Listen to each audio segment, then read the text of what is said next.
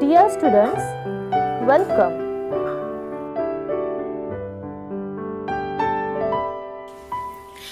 We were learning chapter number 3, Effects of British Rule.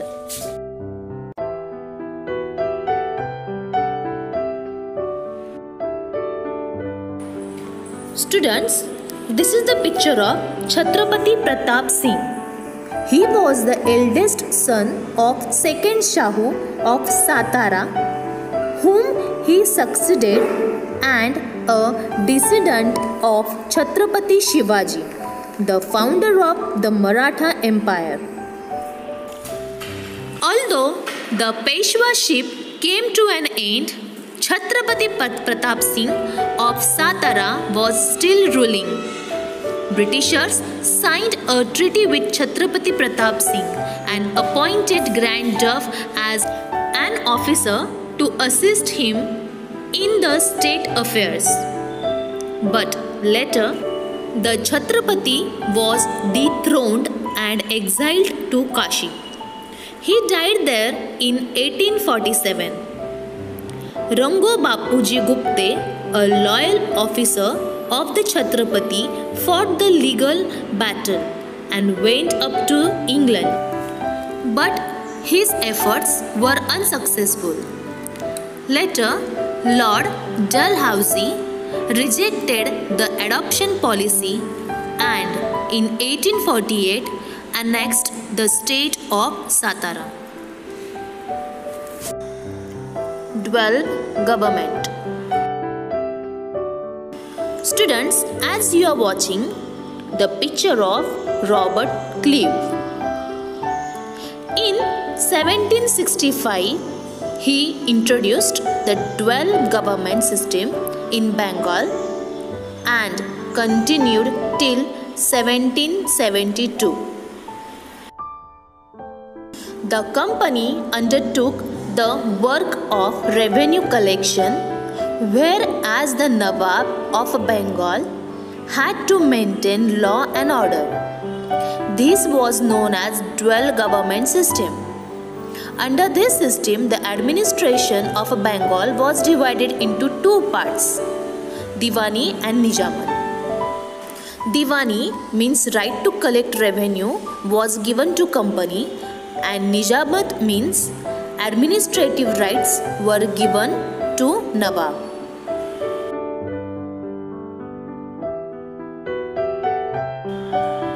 Ill effects of dual government. The ill effects of dual government system could be seen after certain time period. Money in the form of taxes went into the pockets of the company officers. The monopoly of trade in India was given to East India Company, and hence many trading companies in England imbibed them. The working system of the company in India received criticism in England, and British Parliament introduced some important laws to keep control over the company. Parliamentary laws. This is the picture of Governor General Warren Hastings. According to Regulating Act of 1773, the Bengal governor came to be known as a Governor General. According to this act, Lord Warren Hastings became the Governor General of India. He got the right to control policies of Mumbai and Madras provinces. A committee of 4 members was set up to assist him.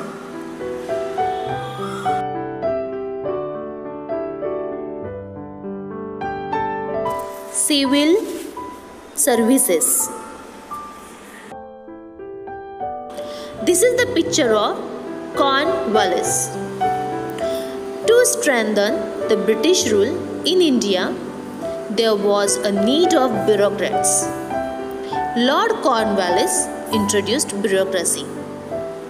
Civil services became an important part of British government. He restricted the private trade carried out by the company officers, and for this purpose he increased their salary. For the convenience of administration, he divided the British occupied territories into districts. The district collector was the chief of district administration. He was responsible for collection of revenue.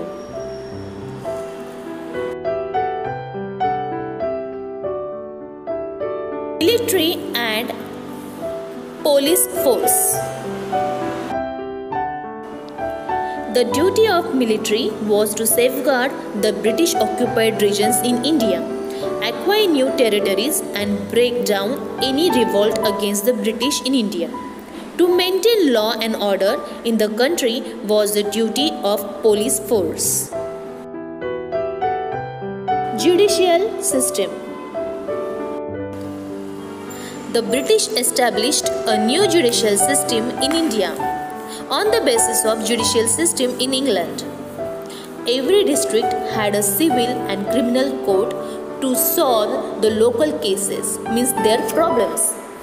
For reconsideration of their judgments, a high court was established. Equality before law. Early times, law in India differed from place to place. There was difference in judgment on the basis of casteism.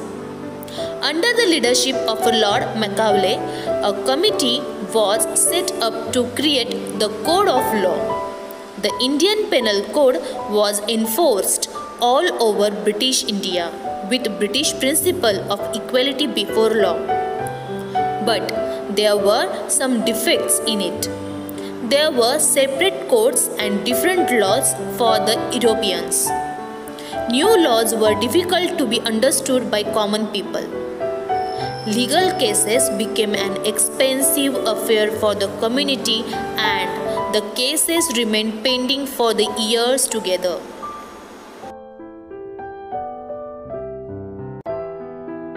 Economic policies of the British. Since ancient times, there were invasions in India. Many invaders settled in India and were absorbed in the Indian culture. Even though they ruled here, they never made any chances in the basic Indian system. The Britishers were an exception for that.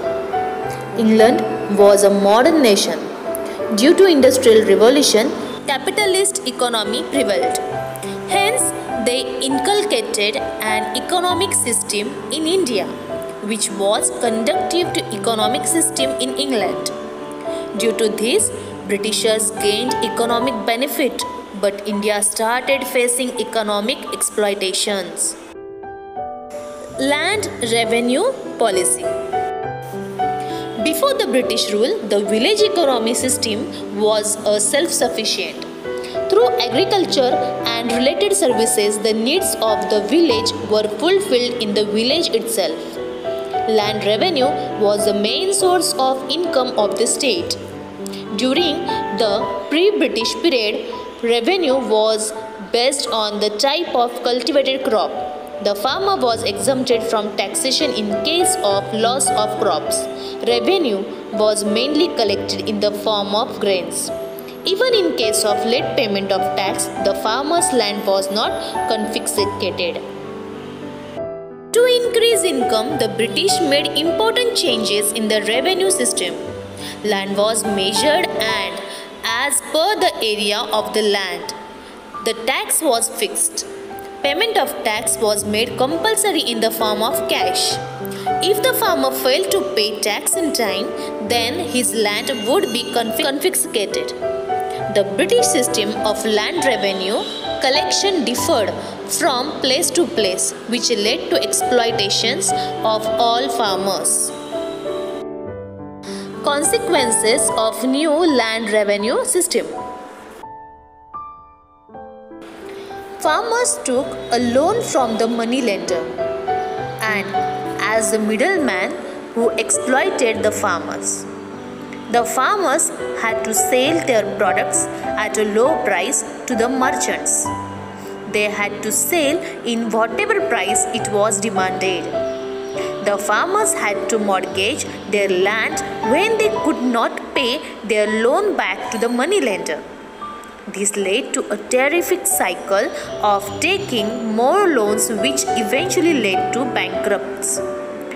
In case of non-repayment loan, the farmer had to sell his land.